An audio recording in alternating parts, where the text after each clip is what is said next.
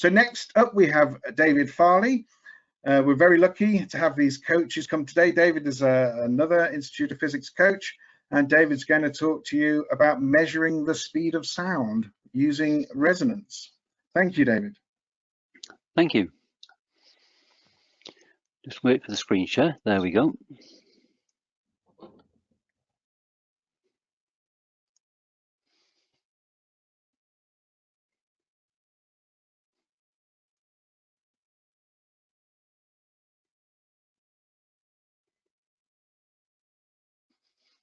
Okay, Kerry, can you just confirm that that's sharing and that I'm We can see you visible? and we can see both your screens, and that is responding as well.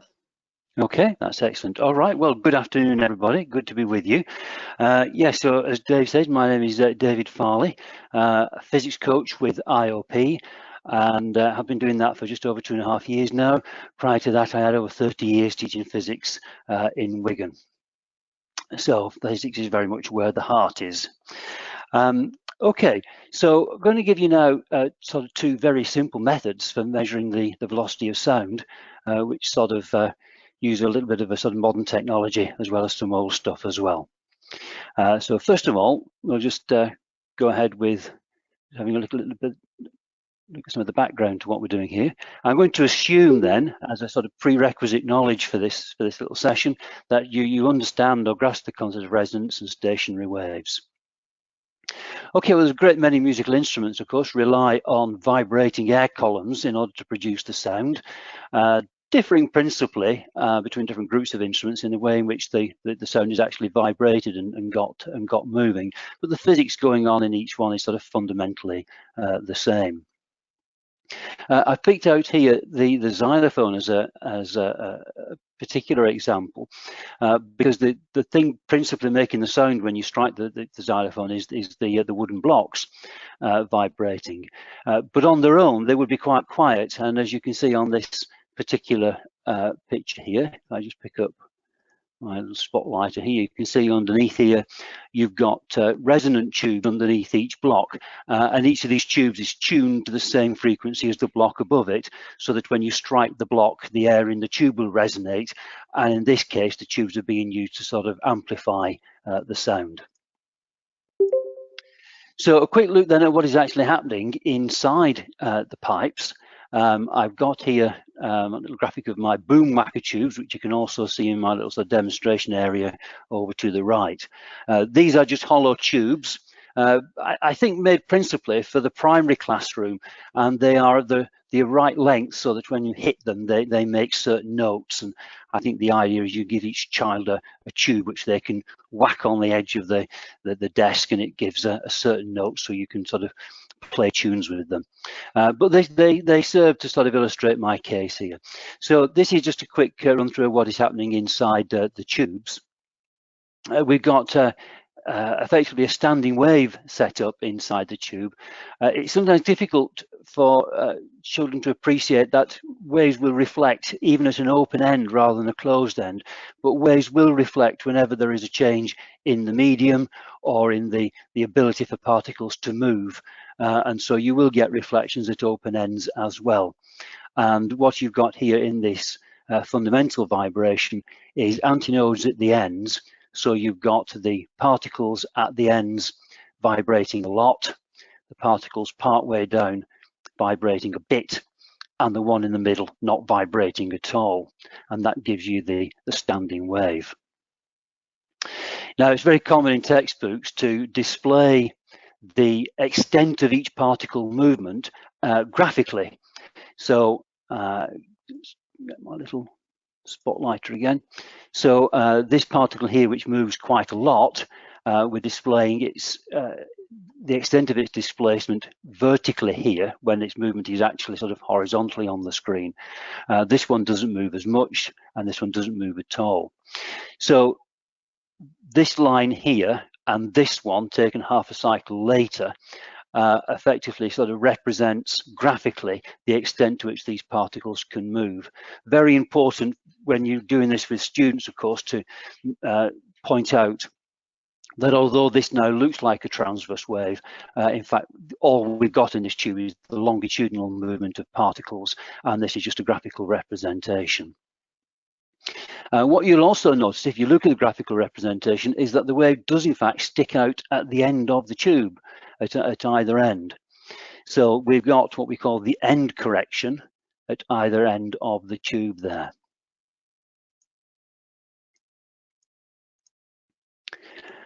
Okay, that's what I just mentioned, but this means that it gives us a convenient way of actually measuring the wavelength of the sound.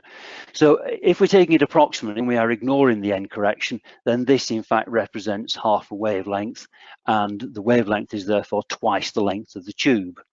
If we want to be more precise about it, we can take into account the end corrections, so that half a wavelength becomes the length of the tube plus 2 end corrections, and the wavelength will therefore be double all of that. Okay, now I think there's also another potential confusion here for students, in that we're displaying what we are calling a stationary wave, but we're also talking about the velocity of sound. I'm thinking perhaps in particular here about things like the EdXL required practical for standing waves, measuring standing waves in metal bars and things like that. We're asking students about the velocity of sound in air-filled pipes or in solid metal. And yet we're doing it with a wave that doesn't seem to be moving, and I think that's a little bit confusing for children. So I think it's always important to point out that the stationary wave is made by the superposition of 2 traveling waves, and we have a link here, which I'll just show you this little animation. There's the link to it. If I just bring that up. Okay, so we have a nice little animation there. I'm going to just switch to a single pulse. And you can see this little animation is sort of showing 2 traveling waves and the way in which they overlap. You can stop that at any point and convince students that the yellow wave is what you get when you add the red and the blue together. If you send it as a continuous train of pulses, then you get this nice little animation running. I think it might be freezing a little bit on your screen. Hopefully it will catch up in a moment. It looks as though it's being a little bit laggy. If you check the link out later on, you will see that this actually gives you a nice smooth animation of 2 waves, a red and a blue, traveling in opposite directions, which add up to a yellow one, which doesn't seem to be moving. And I think that's just a good extra little link there to make sure students appreciate that there are still waves traveling backwards and forwards along the tube. Pop that back down. Okay. Right, well, of course, now you will appreciate that all the variables here are linked by the wave equation, V equals F lambda. So we know if we can get the wavelength from the length of the tube, and so now we're just looking to find the frequency, and then we can calculate what the speed of sound is. So first of all, to have a look at a very simple method, and if I just come over to my little demonstration area now, and I pick up one of the boom whacker tubes. Like I say, these are tuned to give a particular frequency when you hit them. The label tells me that for an open end tube, this should be a D sharp. And I think the E flat is if you've got one end of the tube closed. So that's the note, but I'd like to know the actual frequency in hertz. So I'm using a instrument tuner app. This one is called Pitch Tuner, and it's available on Android.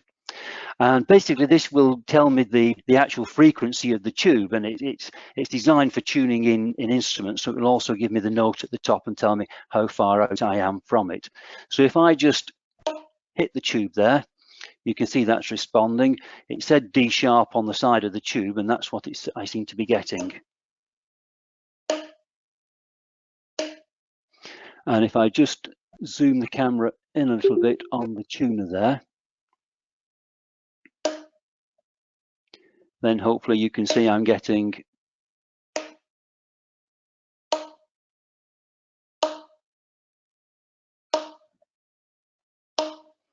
about 310 Hertz. So I can take the frequency direct from that tuner app, and if you have a look back on the PowerPoint now, I think when I did this before I was getting 315 Hertz, and I can put that with that tube length in, and I get it multiplied up, and I get a velocity sound of 329.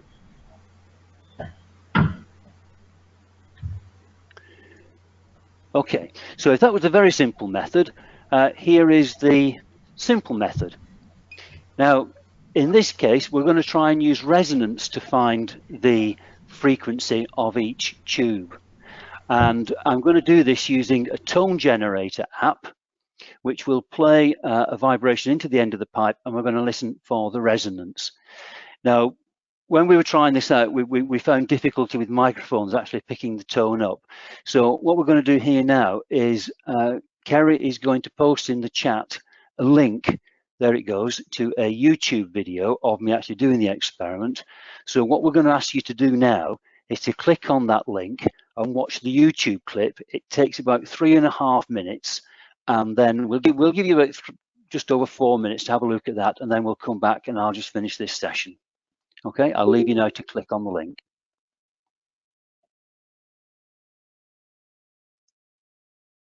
Just to say, if you're still listening, your YouTube's probably going to open a new window for you. You'll need to close that down after you've seen the video and then come back to go to.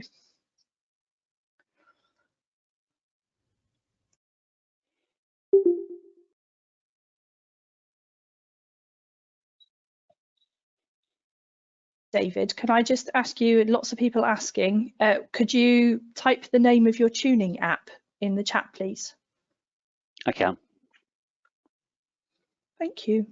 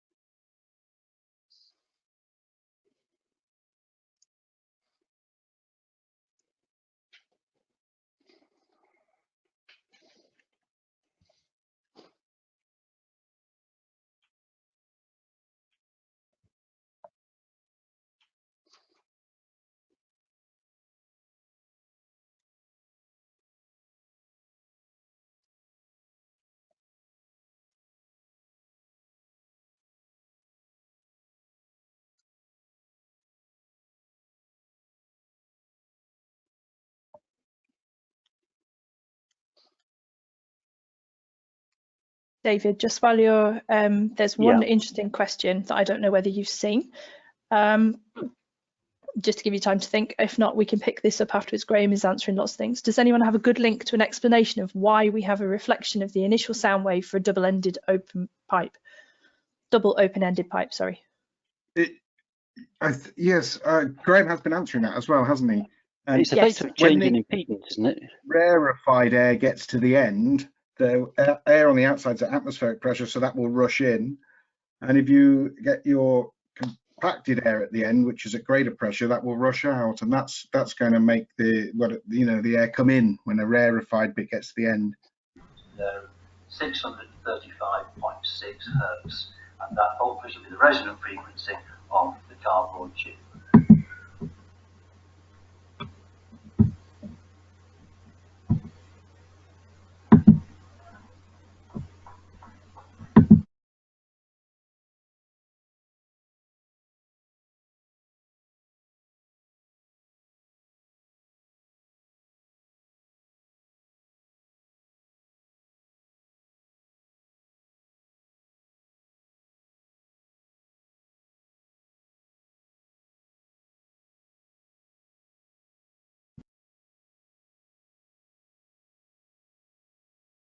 these signal generator apps and phone tuning apps, we use them with our A-level practicals to do things like standing waves on a string or a wire. They're excellent resources, and the students can download them. They're free on their phones.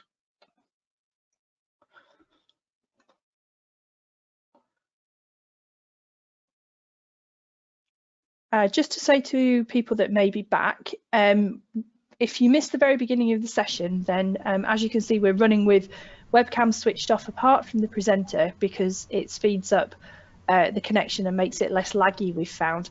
Also, only the presenter is unmuted. So if you've unmuted yourself and you keep seeing that you're being muted, that is me doing that in the background. It just means we're not getting the background noise. Thank you.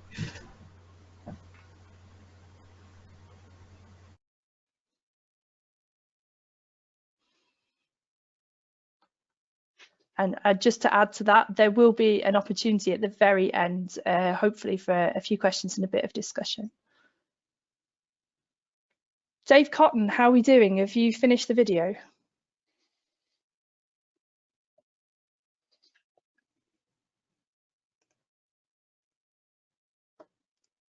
Yes, Kerry's decided we've decided I have the most laggiest computer and the worst internet connection, so we're waiting for me to finish. But yes, I have just. Thank you. Great, thanks, Dave. That's probably quite a good gauge, David, of where we're up to. Right, okay, that's great. So I'm going to assume that we are now all back. Right, okay. What you saw there was me measuring the resonant frequency of a cardboard tube. So you don't need boom whacker tubes, they're just a bit of fun. The cardboard tubes work just as well. So if you've got any long tubes, you can simply chop them up and produce your own set. I actually like the cardboard tubes better because when you're doing the actual experiment yourself and you're sort of just lightly holding on to the tube, you can actually feel the vibration. You can actually feel when you get that resonant point as well as hear it. So that's great. All right, so you can take your frequency from the tone generator, and then you could simply calculate a single value for the velocity of sound, or you can make it as complicated for your students as you like. So here's a spreadsheet that I did with some tubes, length of tube, the total end correction, effective length, the wavelength of the wave, the resonant frequency, velocity of sound. Take it one stage further and you can do a sort of frequency against 1/wavelength graph, which ends up looking something like that, the gradient of which there will give you the velocity of sound of 334 meters per second. So I think that's it. So a good opportunity to have a play with some tech and some apps, and you got some very quick ways there of measuring the velocity of sound. Thank you very much.